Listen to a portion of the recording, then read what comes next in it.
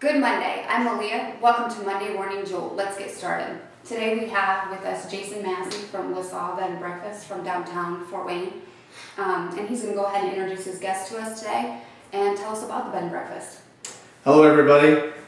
Today we were introduced to come and speak with you guys, and I have my father-in-law Clark Butler, who is the owner with his wife, my mother-in-law Rosemary Butler, and we have Amandine, who is here for 30 days with us from Toulouse, France, and she's helping us with marketing to tourism in Europe and getting more culture to come to Fort Wayne, students, business, and just travelers.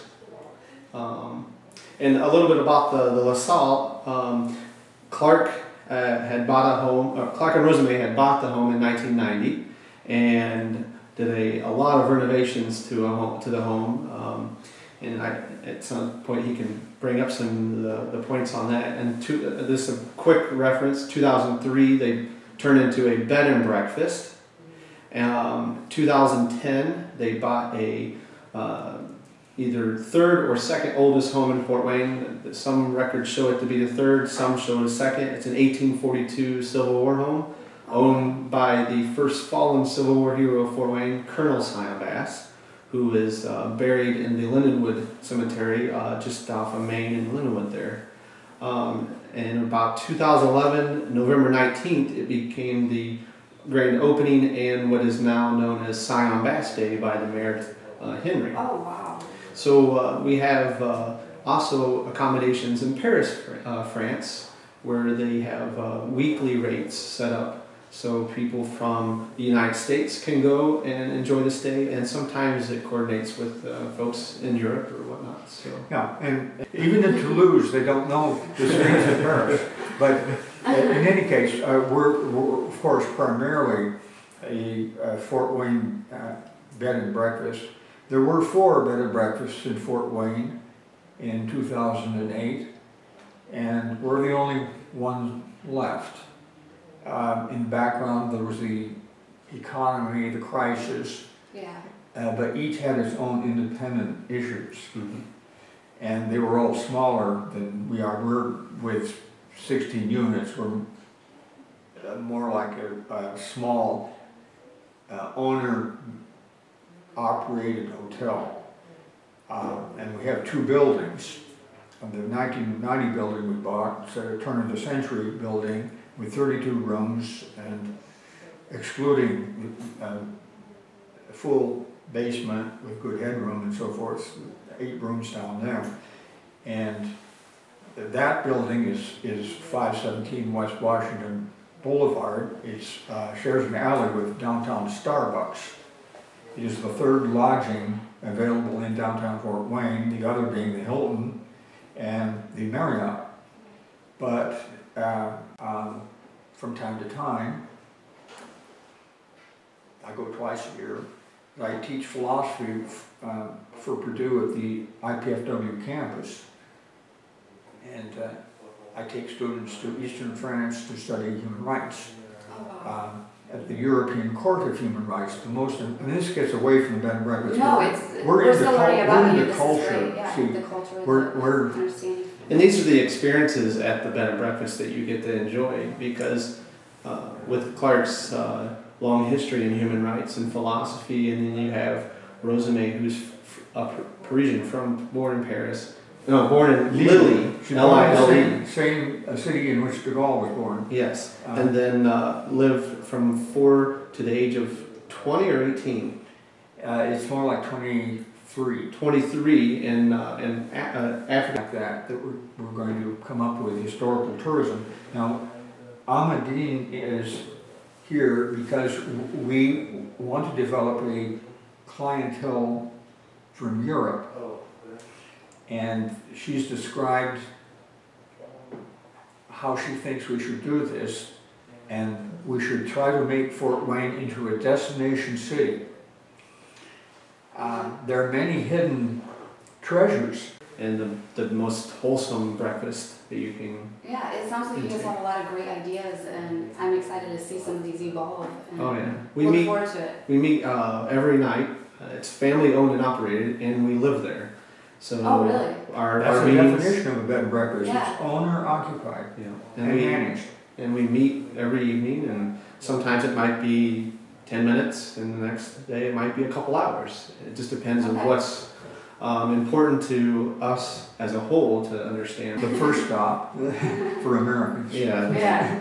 Now, do you offer tours? Can someone come and tour Yes. All day the long. bed and breakfast? Sometimes- So they can take in and get a better idea? What we try to do is let folks, if they go to our website, which is LaSalle, LASALLBB.com, it has our contact info, the phone number, and emails.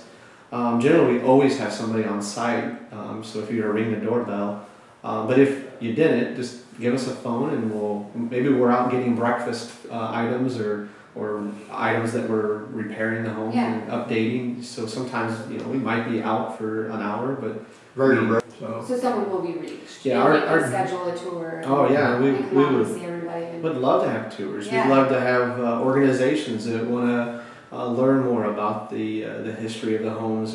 And Clark is he's to understand human right, you have to understand history, and he's been around and understood history for a long time. So I enjoy having him on these tours because there are things that he pinpoints very detailed. I'm a sponge a lot of times with it. I'm not a professional historian, but I am fascinated by history, Yes. and I am a booster of every city I live in. I am not from Fort Wayne, I'm from Hollywood, California. The most recent things the city has to brag about, we're the city in which color television was first marketed, and I believe even manufactured commercially through Magnavox Farnsworth. And this is the city in which the hand calculator was invented and first marketed in the 1960s. Did you know that? No, I didn't. Yes. I did not. Now, so many great things come from Fort Wayne and go from Fort Wayne. So I think we have to recover our heritage in Fort Wayne. Cy Bass, the house we've been talking about, 1842, created a machine shop in 1855 where his younger brother went around to neighboring states to get contracts. And then Cy Bass, who is a Southerner and an abolitionist, was one of the first to volunteer when the Civil War broke out. And he was elected commander of the 30th Indiana Infantry. And it was a moral cause for him. He left 2 young daughters and a wife, and eventually was shot in the Battle of Shiloh, and continued to lead his troops shot until he could do so no further and died. And that's what makes a hero, I guess. Now, but his younger brother inherited that machine shop and made it into the biggest company in the world in the manufacture of metal products for railroad construction. Within the breakfast business or just in business in general? You look like you I think the formula of a family business, bridging 2 generations and working together as a family, and is a formula for enthusiasm and success and commitment. We've had employees, we've never had anybody with this commitment that Jason has. Jason plans to be an innkeeper himself someday, and we hope that this will survive us, this bed and breakfast. And Jason is learning and teaching me things from what he's learned that even I didn't know, and someday, we may wish to retire, and he would manage it. So I think there's an esprit de famille, what they call a family spirit that is behind many successful startup businesses. I like to add to that too is just being genuine and understanding that you're not the only business trying to survive either a tough economy and learning to build relationships with those folks, because what you have to offer might be something that they need. One of the powerful things I hear from Randall in our networking groups is, how can I help you, help me, help you? And that's a powerful motto, because so many small businesses need to understand that they're in the same pool of survival, and if they don't learn to build relationships, learn to communicate, and don't be afraid to ask the question and get at least a no, you might get a yes, and just keep that kind of personality. And do, if you say you're going to do something, do it. What you live your life by? Do you have an adage by which you live your life? Yes, I do. Yeah. I do too. Focus and closure. Yeah, that's a good one. Those like are that. good. Focus and closure. Focus. One thing at a time. Yeah. I always say, surround yourself by passionate and successful, great people. You'll do great, successful, passionate things. And it's just something I enjoy doing a lot. And even if they're not very passionate, maybe they're very successful. And as long as you keep surrounding yourself and doing that, you'll continue to do things like that. I like those. Do you have an adage by which you live? An adage is like a motto, or un petit mot par lequel tu vis. Happy day and after day. Every day. I like that one too. If you had a superpower, this is kind of a out there kind of question, but if you had a superpower, what would it be? If you had one superpower. Okay, you can have two. You mean one godlike power? A superpower, you mean any godlike power? Or any power superhuman outside, anything outside of our means. I don't want to be vastly superior to other human beings. I want to be in communication with them, learn from them. I don't want to treat them like pets or insects. I believe in human rights. Yeah. And human rights means constant openness to dialogue and the willingness to learn from other people. So I don't want to be Superman, even though my name is Clark Butler. That's not a disguise for Superman. Yeah, that's a good one. I like that. I do like that. How do you follow up with that, Jason? I don't. I'm not a big person on idols. I never had heroes. I have friends that are into sports and they have a certain person they look up to, and I've never been one that puts someone on an idol position. Yeah. And I can't really say I'd have a superpower myself, other than just treating everybody equal and just being a true human being. So that would be the powerful message that I wanted to express. I like that. Instead of a power. I like that one. And can you tell us something about you that would surprise people who think they know you? I can lead that one. And this will be kind of like over the top. When I was 7 years old, I had a horse kick me in the face, and my right eye is an artificial eye. Okay. And I've had that since I was 7. I'm 35 years old, so that will be over the top as far as what people might not know about me. And what people often don't realize about me is that I worked for the CIA for 5 years. Really? And was sent to North Africa and then first to Paris to become fluent in French. And I was hunting communists as a young man, and it was heady stuff. And someone came around every couple of weeks with a suitcase of, literally a suitcase of cash. And this was a CIA program for third world countries where there might be a threat of communist takeover. It was closed down in 1968 as an unprofessional intelligence operation, but I was part of it. I didn't know.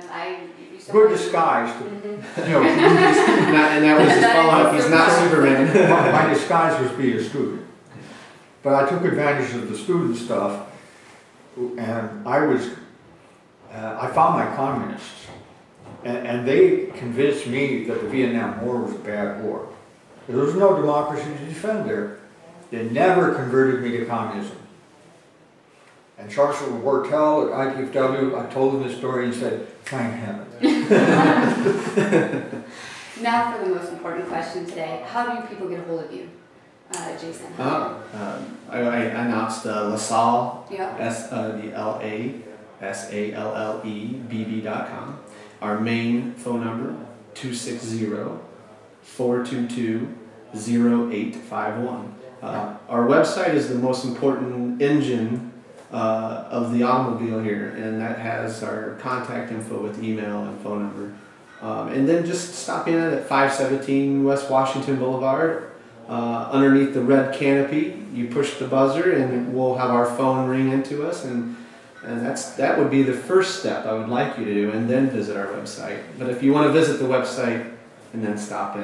Now if you didn't have a pencil or pen when the phone number was given, I repeat, it's 422-0851. Yes. Thank you. I'd like to thank you guys for coming out today. Thanks, Bart. Thank you very Jason. much. Yeah, thank you. Amandine didn't get to speak She's very quiet. much. No, No, you but say something in French she first. did. You have to say something in French first. As we In close. French? Yeah. Can you? Follow up in French. Dites quelque chose en français Pour qui? pour ceux qui regardent, c'est une vidéo. YouTube. Ça va être- Listen. Venez à la salle Bed and Breakfast. C'est un endroit très chaleureux avec des personnes très intéressantes pour une ville avec une grande histoire. Thank you. Thank you for joining us on Monday Morning Jolt. We're taping out.